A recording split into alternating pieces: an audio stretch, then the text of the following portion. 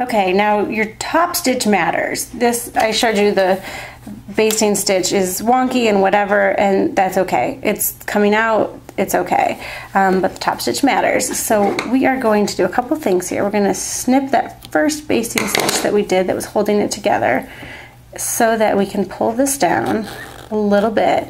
We're going to want to stitch here, then we're going to actually lift our presser foot, pull the zipper back up out of the way. This traveler gets in the way, so you have to kind of work around it.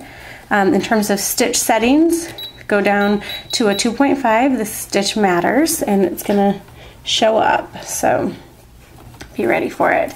And then we're gonna get down here. I'm lowering my presser foot, this is my zipper foot, down so that the edge of my fabric aligns with the edge of my foot. And I'm going to have that be my stitching guide so that it can be a nice straight top stitch. So I believe we're ready to go. I'm going to begin with a back stitch, and I wonder if I can make it a little bit easier for you guys to see.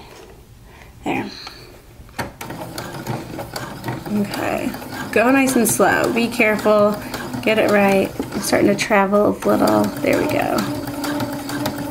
Now this might be a good time to leave my needle down, lift up my presser foot, and wiggle that zipper up, back out of the way, you can see, and then lower my foot. And now it's like we never had to think about the zipper.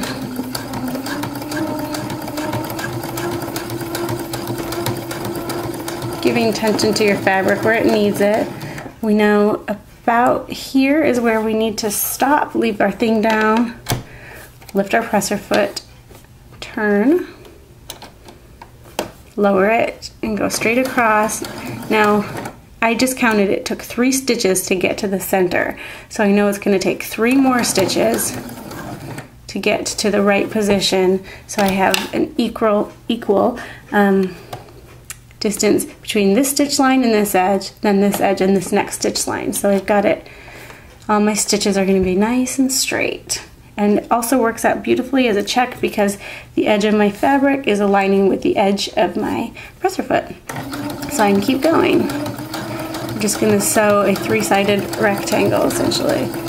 Now once we get far enough, let's let our needle rest in the down position, raise our presser foot, get that zipper out of the way, put that presser foot back down and finish our stitch.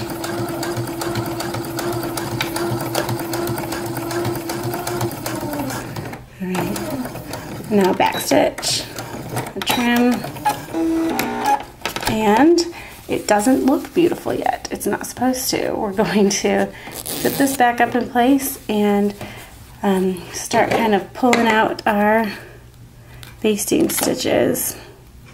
You can get them with the tip of your snips.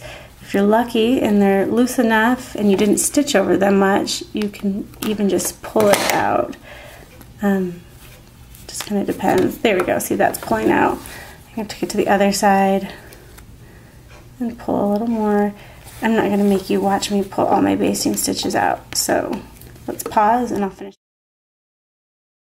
All right, I have all my basting stitches out, and I even kind of went over it with an iron a little bit to press it, but we did great. The folded edges are still lining up exactly. Looks great. My top stitch is even on both sides, and most importantly, it unzips and stops. And so we have a centered zipper. Now I am going to put it in my book.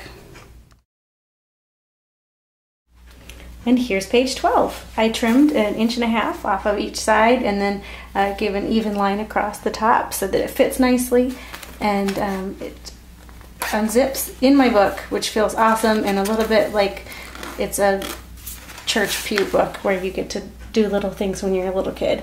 But I'm super excited because here it is, and yours should look about that way. Oh, also, I didn't note this earlier, but I mean, usually you would use a zipper that's the same color as your fabric and thread, but I don't know, we're just going with different colors here, so there you go.